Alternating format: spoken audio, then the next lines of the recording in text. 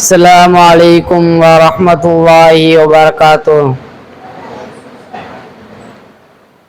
إن الحمد لله نحمده ونستعينه ونستغفره ونؤمن به ونتوكل عليه ونعوذ بالله من شرور أنفسنا ومن سيئات أعمالنا.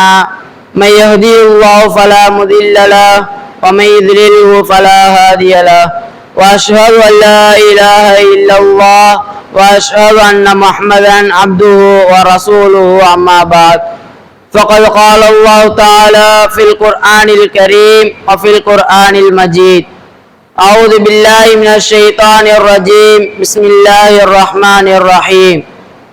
يا أيها الناس اتقوا ربكم الذي خلقكم من نفس واحدة وخلق منها زوجها وبث منهما رجالا كثيرا ونساء واتقوا الله الذي تساءلون به والأرحام إن الله كان عليكم رقيبا.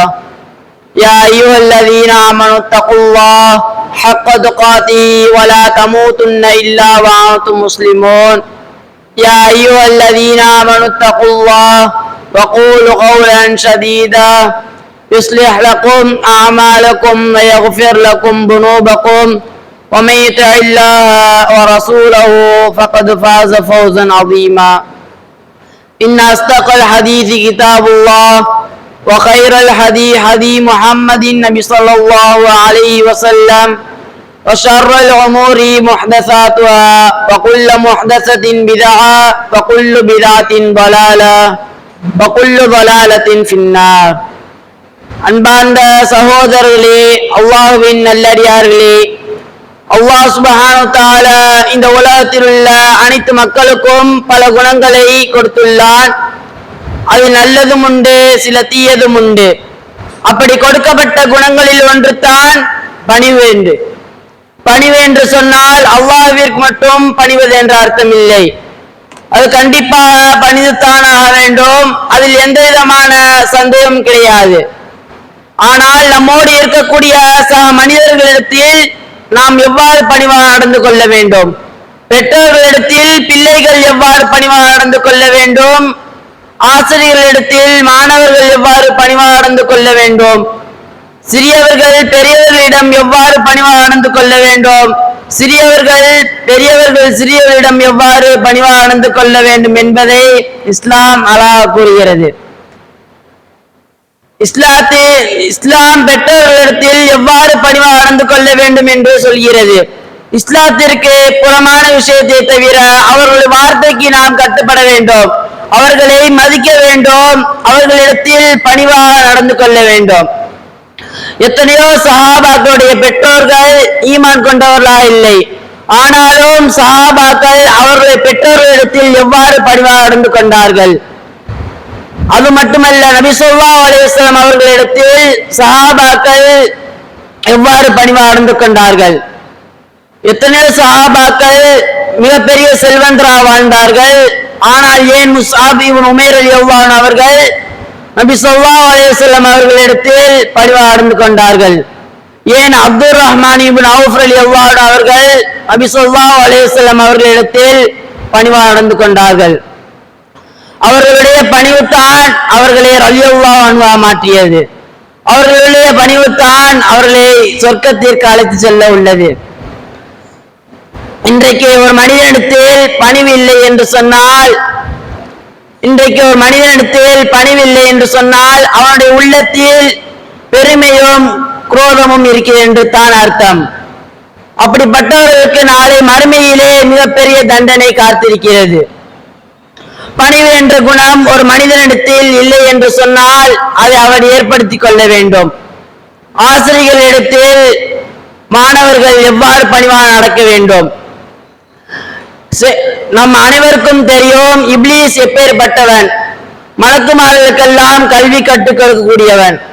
அவன் பெருமை அடித்தான். அல்லாஹ் ஆதம் அலைஹிஸ்ஸலாம் அவர்களுக்கு இந்த உலகத்தில் உள்ள அனைத்து பெயர்களையும் விஷயங்களையும் கற்றுக் கொடுத்த பின்னர், ஆதமே நீங்கள் அனைத்து பெயர்களையும் வஸ்துக்களையும் கூறுங்கள் என்று சொல்லிவிட்டு அல்லாஹ் ஆதம் அலைஹிஸ்ஸலாம் அவர்களுக்கு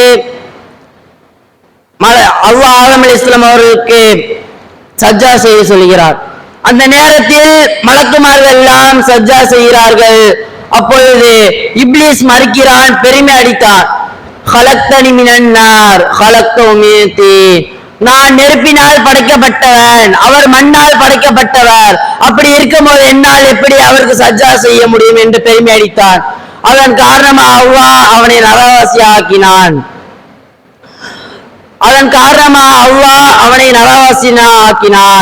அல்லாஹ் நாம் அனைவரையும் காப்பாற்ற வேண்டும். இன்றைக்கு ஒரு மனிதன் தன்னுடைய பெற்றோரிடத்தில் பணிவா இல்லை என்று சொன்னால், ஒரு மாணவன் தன்னுடைய ஆசிரியரிடத்தில் பணிவாயில் நடக்கவில்லை என்று சொன்னால், உலாய்க்கவுமுலாதோன், அவர்கள் தான் வரம்பு மீறியவர்கள், அவர்களுக்கு கடுமையான வேதனை உண்டு. ஒரு மனிதனிடத்தில் பணிவில்லை என்று சொன்னால் அவன் பெருமை அடிப்பான், மற்றவர்களை இழிவாக கருதுவான். ஆக அன்பார்ந்த சகோதரர்களே, யாரிடத்தில் அணு அளவு பெருமை இருக்கிறதோ அவர் சொர்க்கத்தின் வாடை கூட நுகர முடியாது. நாம் பெருமையை கைவிட்டால் பணிவு தானாக வந்து சேருவோம். நாம் பெரியவர்களிடத்திலும் பணிவாக நடந்து கொள்ள வேண்டும், சிறியவர்களிடத்திலும் பணிவாக நடந்து கொள்ள வேண்டும்.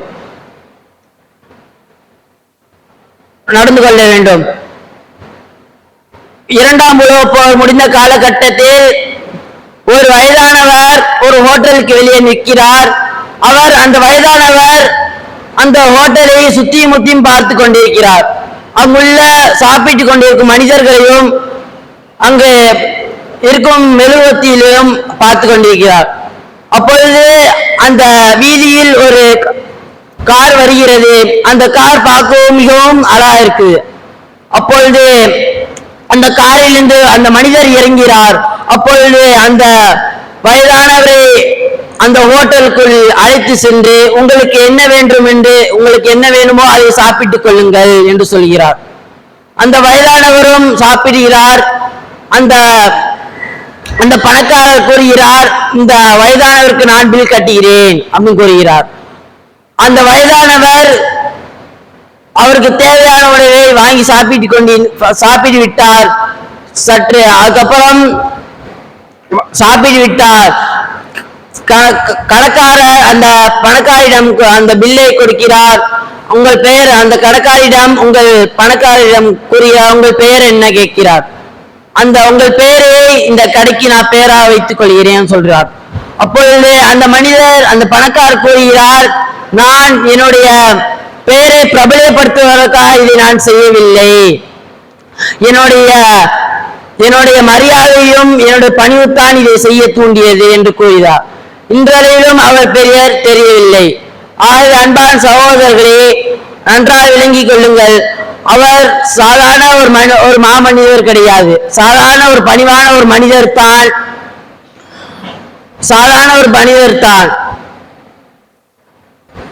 சில மனிதர்களின் பெயர்கள் தெரியாமல் போகலாம், ஆனால் அவர்கள் செய்ததை இந்த உலகமே மறக்க முடியாது.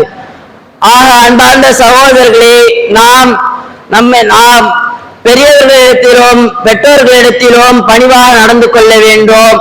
பணிவுத்தான் நாளை இம்மையிலும் மறுமையும் உயர்வை தரும். ஆகவே